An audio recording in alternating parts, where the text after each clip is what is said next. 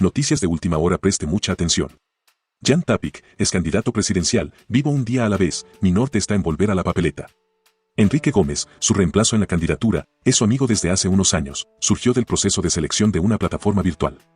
Jan Tapic está enfocado en volver a la papeleta y, por ello, puso una acción extraordinaria de protección en la Corte Constitucional para echar abajo la sentencia del Tribunal Contencioso Electoral que negó la inscripción de su postulación presidencial por supuestamente tener contratos con el Estado.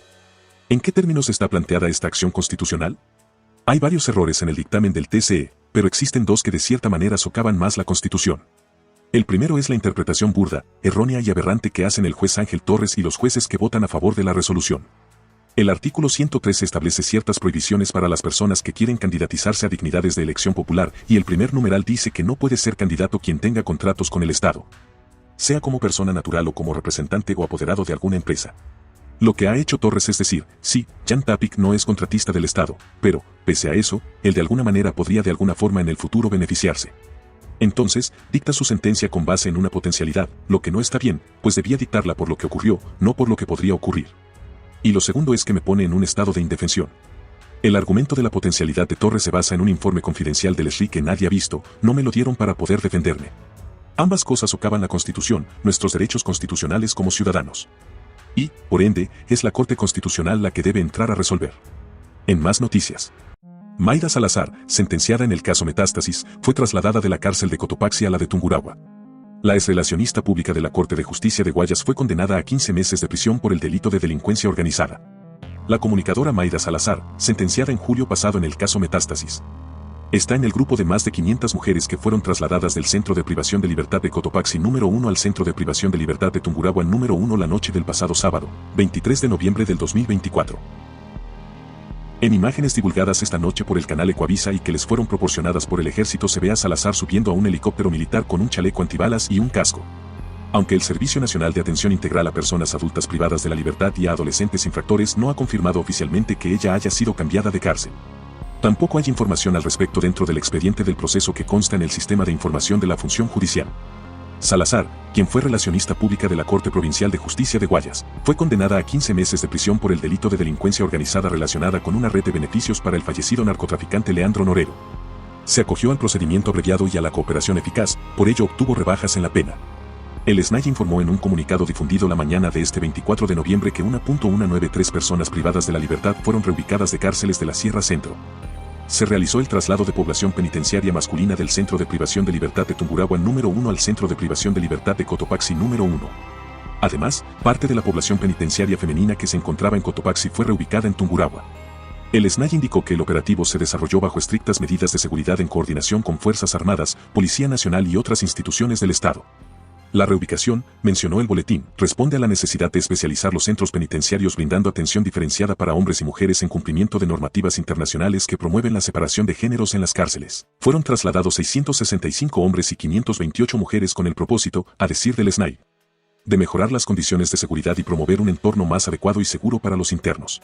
Luego de una planificación detallada y minuciosa, ha ejecutado una operación inédita dentro del territorio ecuatoriano y a nivel de toda la región de Sudamérica, mediante el traslado de 1.200 personas privadas de libertad desde Ambato a La Tacunga y viceversa. Todo esto en beneficio de precautelar la seguridad y la vida de las personas privadas de libertad. Hoy más que nunca, el ejército ecuatoriano está pendiente de garantizar la seguridad de toda la ciudadanía y del pueblo en general. En más noticias. Daniel Noboa y Pavel Muñoz, de zapatear juntos en la serenata a vivir las fiestas de Quito como antagonistas. El presidente de la República, Daniel Noboa, y el alcalde de Quito, Pavel Muñoz, están en su punto más distante. ¿Desde cuándo se enfrió la relación? El presidente de la República, Daniel Noboa, y el alcalde de Quito, Pavel Muñoz, tardaron un año en demostrar públicamente su animadversión.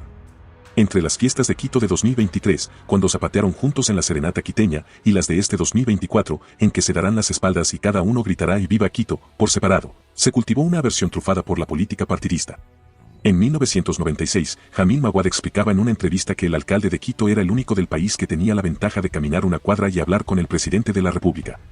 Por eso, la serenata que el alcalde en funciones compartía con el primer mandatario tenía mucha carga simbólica. Son dos personajes poderosos, vecinos de una plaza grande que representa el poder político del país. Mawad lo comentaba a propósito de su fuerte confrontación con el presidente de ese entonces, Abdalá Bucaram, quien de todos modos pasaba más tiempo en otro lado que en Carondelet. Era tan fácil comunicarse, pero el contacto era nulo. Para Bucaram, el alcalde que estaba en el balcón del frente era un enemigo. Este año comenzó con Pavel Muñoz y Daniel Noboa manteniendo una cordial relación, luego de que el 5 de diciembre ambos compartieron de la serenata quiteña. Claro, Noboa empezaba su mandato y en la Asamblea Nacional se reflejaba una coincidencia de acciones. Incluso, se hablaba de que el gobierno nacional apoya al municipio con la ampliación del metro. Todo cambió cuando Noboa y correísmo se distanciaron cuando Luisa González declaró, el 6 de abril de 2024, que el movimiento Revolución Ciudadana estaba en la oposición frontal. Ese día, González pidió la renuncia al presidente de la República por la detención del correísta Jorge Glass en la Embajada de México. El alcalde no tomó la palabra y se mantuvo con perfil bajo, pero de todos modos el gobierno nacional tomó nota de que el burgomaestre estaba alineado con la estrategia del correísmo, como buen militante. La molestia de Noboa hacia Muñoz fue palpable el 5 de septiembre, cuando presidió una sesión de emergencia en el ECU 911 por los incendios forestales de Quito. El relato oficial del gobierno y la alcaldía se unificó de cara a la opinión pública. Quito está bajo ataque, pero Noboa estaba incómodo y terminó delegando a la ministra de Ambiente, Inés Manzano, la coordinación de acciones para afrontar el fuego. Un detalle que no pasó inadvertido para el oficialismo, el alcalde Muñoz era reiterativo en agradecer a la prefectura de Pichincha, liderada por la correísta Paola Pavón, a otros gobiernos locales y al gobierno nacional. En ese orden, en cada declaración durante esta emergencia. En más noticias. Países del noroeste de Europa enfrentan fuertes vientos, lluvias torrenciales, nieve y hielo por la tormenta Bert. Residentes evalúan los daños causados por el temporal extremo que en Irlanda dejó al menos a 60.000 hogares sin electricidad.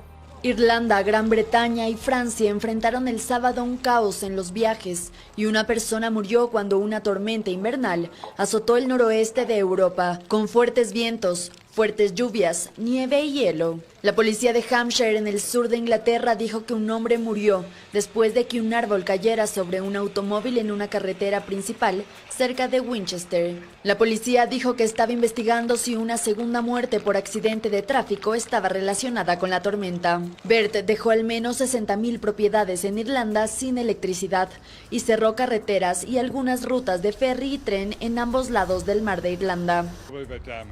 El río se desbordó detrás de nosotros y básicamente fluyó por la calle principal aquí. Inundó todos los locales y casas a lo largo de la calle.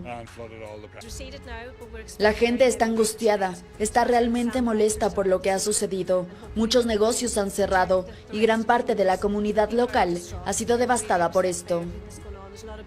Los puertos y aeropuertos del Canal de la Mancha en Gran Bretaña también se vieron gravemente afectados, mientras que en Francia decenas de miles de personas permanecieron sin electricidad. La nevada más intensa afectó a Escocia y partes del norte y centro de Inglaterra, con docenas de alertas de inundación en vigor.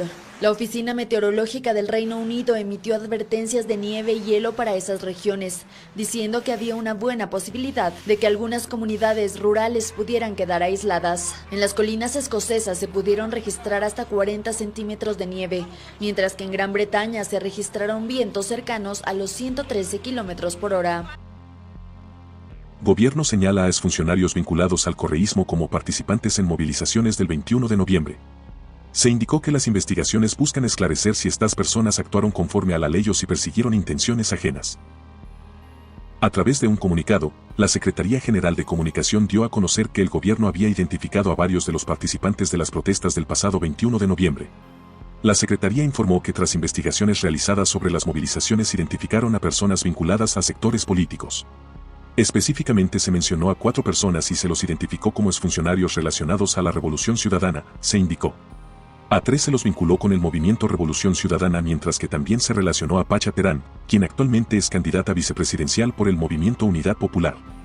Las investigaciones buscan esclarecer si estas personas actuaron conforme a la ley o si persiguieron intenciones ajenas a las manifestaciones legítimas, se indicó. El pasado jueves, movimientos sindicales, de estudiantes y maestros, congregados en el Frente Unitario de Trabajadores, la Unión Nacional de Educadores, el Frente Popular y otros protagonizaron una movilización en Quito y otras provincias para rechazar su gestión en la crisis energética, económica y social. En más noticias. 8 reos escaparon de cárcel de Guayaquil, 7 fueron recapturados tras operativo. En coordinación con Policía Nacional, se activaron los protocolos para estos casos. Aún falta un recluso por capturar. 8 personas privadas de libertad evadieron los filtros de seguridad del Centro de Rehabilitación Social Guayas número 4. La fuga de los reos se conoció en la mañana de este sábado, pero este mediodía recién el Servicio Nacional de Atención Integral a Personas Adultas Privadas de la Libertad y a Adolescentes Infractores, SNAI, confirmó la fuga. Al inicio se hablaba de 4 internos fugados durante la madrugada en la cárcel conocida como la Cárcel Regional. Según la entidad, este 23 de noviembre de 2024 se produjo la fuga de los reos de ese centro de rehabilitación social. De forma inmediata, en coordinación con Policía Nacional, se activaron los protocolos para estos casos y se logró la recaptura de 7 internos, dijo la entidad. En los sitios aledaños del centro se ha desplegado personal policial y militar para hacer operativos de búsqueda y recaptura de la persona privada de libertad restante. El Servicio Nacional presentará la respectiva denuncia ante la Fiscalía Provincial de Guayas a fin de que se investigue el hecho y se sancione a las personas vinculadas, indicó la entidad. La entidad a cargo del manejo de las cárceles no ha confirmado el pabellón del que se escaparon los presos. Tampoco explicó de manera general cómo salieron los reos del recinto carcelario. Esta fuga se registra días después de los disturbios en la penitenciaría que dejaron muertos y heridos. Tras los incidentes que dejaron muertos, el gobierno realizó requisas en los pabellones de la penitenciaría. Esa riña se ligó a una disputa que existe entre la banda de los duendes y los Freddy Krueger. En más noticias. Ahora les contamos que la ministra de Energía encargada, Inés Manzano, informó que están realizando las primeras pruebas técnicas en la hidroeléctrica Toachi-Pilatón. En su cuenta de ex, Manzano indicó que están probando con el agua, que ya está en movimiento mecánico, y agregó que este proyecto tiene más de una década en abandono. Asimismo, escribió que su funcionamiento podría iniciar el 17 de diciembre, con la producción de al menos 68 megavatios. Ahora les contamos que luego de 2 meses de corte de energía, viene la promesa del Ejecutivo de un diciembre sin apagones.